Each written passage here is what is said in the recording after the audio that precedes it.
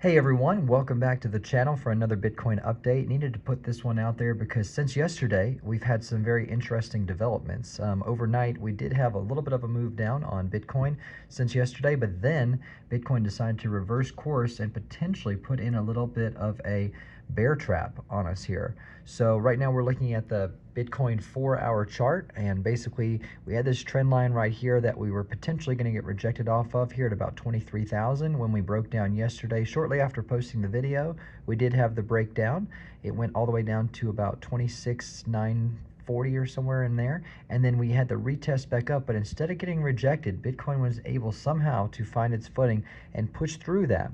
Not only did we close a 4-hour above this trend line, but we also now have come back to test the 4-hour trend line. Now, we still do have about 30 minutes to go to the close of the 4-hour candle time frame as the making of this video. So we want to see a close now above this trend line, but what we're really looking for is a 4-hour close above 23,500. As you can see, that is a level of support, resistance. It's a level of resistance many times through here, and even like basically when we had this breakthrough of this trend line, we did not close above 23,500. So 23,500 is the line in the sand on the 4-hour. If we do not close above that, or if we keep closing below that, then for the moment we lean towards lower downside and back to this 22,000 dollar mark. Okay, so but that's very key. If we get a 4-hour above 23.5, well, then the bull mode is back on, and we're probably going to be chasing up to the 24.5 or $25,000 mark once again. Okay, so I want to show you what's going on with the traditional markets as well to give you an update here. We did have the resistance at around 13,000 on the NASDAQ futures. I always look at the NQ1 exclamation chart, the NASDAQ 100 E-mini futures. And anyway, so we broke above that. We've closed a 4-hour very strong above it, and we are moving up closer to this higher term trend line, which I'm going to show you here.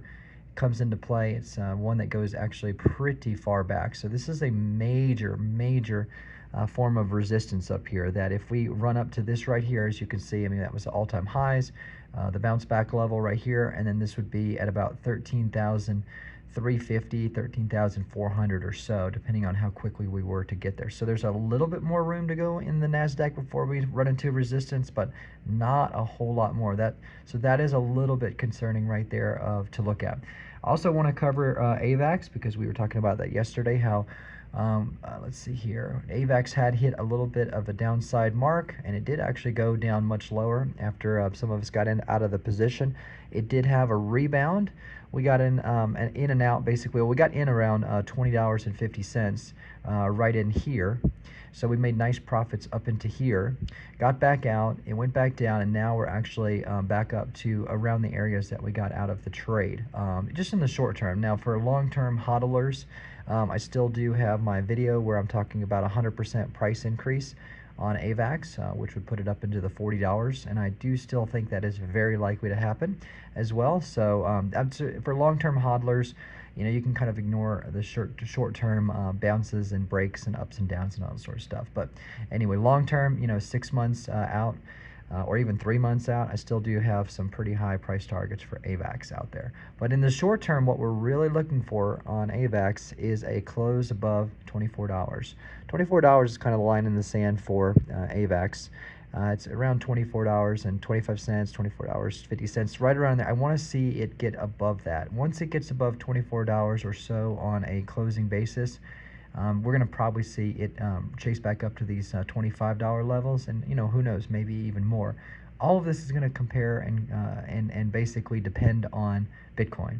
Everything's going to come down to Bitcoin. So if I was looking at this for myself, I'm watching basically Bitcoin for price direction. If we do get the close above 23,500, then I'm going to be seriously looking at entering AVAX again.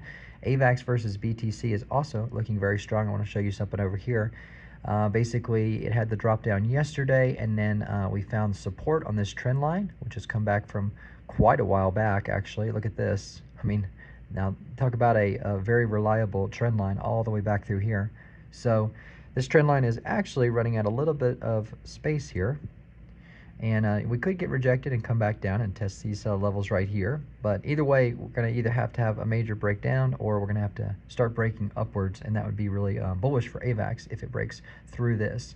So a lot's going to be happening over the next 24 hours. But I did want to give an update from yesterday's video, because it was potentially possible that what we saw yesterday was a bear trap. And if I go back to the Bitcoin chart here, essentially this could just be a higher low, which would be a really bullish thing for Bitcoin. Basically, this would be our low, this would be our low, and then this would be the new low that we would have formed. So a lot's going to just come into these 4-hour time frames.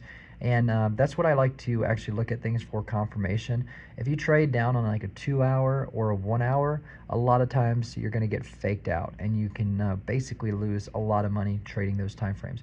Are you always going to catch the absolute bottom or the top when you trade a 4-hour chart? No. A lot of times you might miss a little bit of profit, but you're going to make up for that in confirmation, because it's better to be right 8 out of 10 times or 7 out of 10 times versus like 3 out of 4 times or something like, or three or 4 out of 10 times, and then basically have just a tiny bit more profit on those. I'd rather be safe than sorry.